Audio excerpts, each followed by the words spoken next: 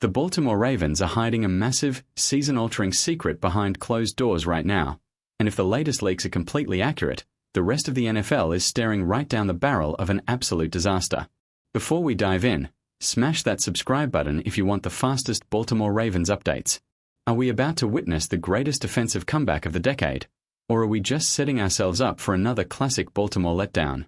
Every single person watching this knows exactly what it feels like to ride the endless roller coaster of being a die-hard fan of this football team. It is definitely not for the weak. We have been furiously scrolling through our feeds, dissecting every single workout video, and reading way too much into every single cryptic social media post regarding our superstar defensive tackle, Nnamdi Madubuike. The rumors have been swirling like crazy that number 92 is gearing up for a triumphant return to the gridiron this coming season. But let us be completely real with each other for a second. We have been fed an absolute mountain of breadcrumbs, but absolutely nothing concrete has been handed to us from the front office. Nothing. However, a massive shift just happened. Unnamed insiders are finally going on the record, stating that the optimism inside the building is growing exponentially regarding his return from that terrifying injury. This should be an insane moment of celebration for us. It really should be.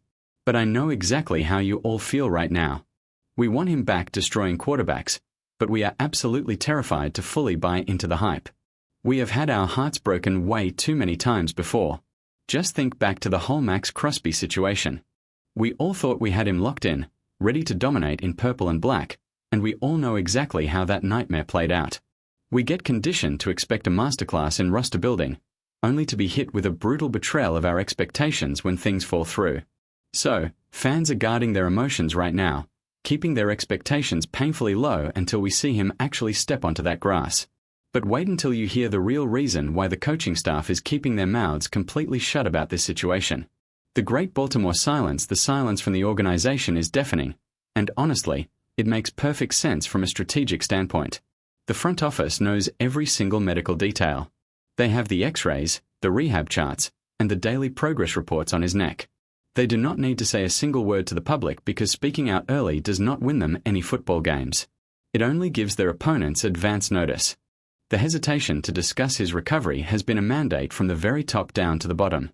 When John Harbaugh was still calling the shots, he refused to give an inch to the media. General Manager Eric DeCosta has been an absolute vault, basically daring anyone to catch him slipping up and revealing the game plan. And now, with Jesse Minter stepping in as the head coach, the lockdown on information is even tighter. Minter has openly acknowledged speaking directly with his star defensive tackle, but he has absolutely refused to leak any details about the recovery timeline.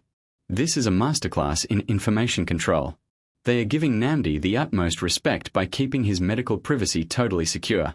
We can appreciate that level of loyalty, even if it drives us completely insane as fans constantly refreshing our timelines for updates. Who's to blame for the lack of transparency in Baltimore? Drop a name below. We are talking about a guy who commands absolute respect and a massive chunk of the salary cap for a very good reason. Madubuike is sitting on a 4-year, $98 million contract. Let that sink in for a second. His guaranteed base salary for the upcoming year sits at a staggering $22 million, carrying a cap hit that rockets north of $31 million. That is an insane amount of money invested in one single player. But he earned every single penny of it before disaster struck. But wait until you look at the actual numbers that prove why his return changes the entire landscape of the league. The $98 million anchor let us take a trip down memory lane and look at the raw statistics, because they are absolutely mind-blowing. From the moment the 2023 season kicked off, right up until that devastating trip to the injured reserve in September, he was totally unblockable. We are talking about 21.5 sacks in that specific timeframe. Let me repeat that because it deserves maximum emphasis. 21.5 sacks. That does not just lead our division. That does not just lead the entire conference. That number represents the absolute highest sack total for any defensive tackle in the entire National Football League. He literally transformed into the most lethal interior pass rusher on the planet. And the craziest part of this entire story is his trajectory. 2023 was really his true breakout campaign as a full-time starter, and he dominated so completely that the front office had no choice but to back up the Brinks truck. Then he followed it up by anchoring the defense again before getting cut down by that brutal neck injury in week 2 of his third year starting. He did not just arrive in the league as a finished product. We watched him meticulously grind through his rookie campaign, learning the ropes and adjusting to the brutal speed of the professional game. Then, he took a massive leap.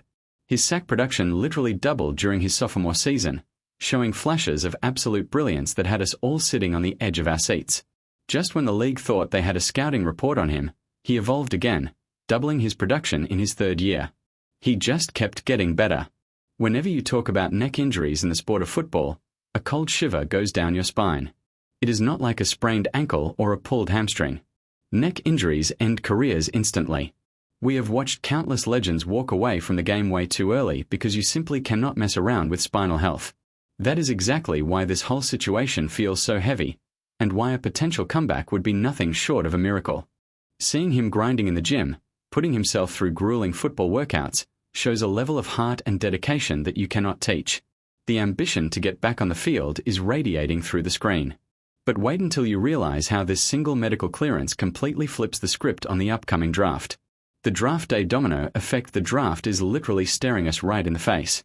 We are less than a month away from the biggest off-season event of the year, and Baltimore's entire war room strategy currently hinges on a single player's medical chart.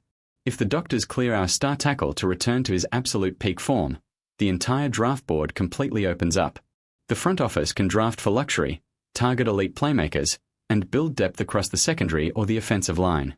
However, if the news turns south and he cannot suit up, it is a total disaster. Suddenly, interior defensive line becomes an agonizing, screaming need.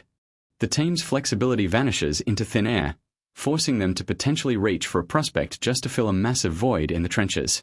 The scouts, the general manager, and the coaching staff are making multiple contingency plans right now based entirely on his neck. The stakes are impossibly high because of the new defensive identity this team is trying to forge. We are all incredibly pumped to see what Jesse Minter can cook up on the defensive side of the ball to turn this entire squad around. We know his schemes are aggressive, complex, and totally reliant on getting home with the front four. Unlocking the pass rush is the absolute top priority. Imagine lining up a fully healthy Madubuike alongside a certified game wrecker like Trey Hendrickson. Hendrickson is already a phenomenal edge rusher, but Minter's scheme could easily elevate him into the stratosphere of greatness. And that pressure from the edges combined with pressure up the middle means absolutely nowhere for a quarterback to hide. But wait until you see how one specific free agent signing could turn this defensive line into an illegal cheat code. The ultimate trench warfare synergy. Having an elite interior disruptor does not just benefit the stat sheet. It creates a massive ripple effect that elevates every single guy in the locker room. When the center and the guard are double-teaming the middle, the edge rushers get to feast on one-on-one matchups. Players like Mike Green, Tavius Robinson, and Adisa Isaac would see their numbers skyrocket simply because the quarterback has absolutely nowhere to step up in the pocket. This brings us to the hottest free agency debate raging through our fan base right now: the potential addition of a massive nose tackle like DJ Reader. We all know Reader is not out there to rack up double-digit sacks or make the flashy highlight reel plays that end up on primetime television. His job is strictly trench warfare.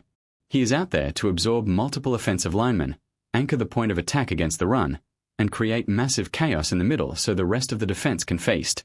By taking on those double teams, he allows everyone else on the line to run completely wild. Now, imagine dropping DJ Reader right next to our superstar defensive tackle. It would be an absolute masterclass in roster construction.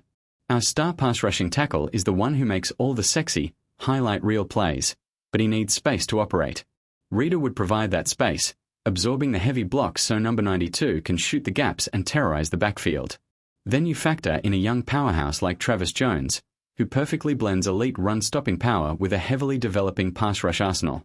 Adding a veteran anchor elevates Jones's game to the next level, too.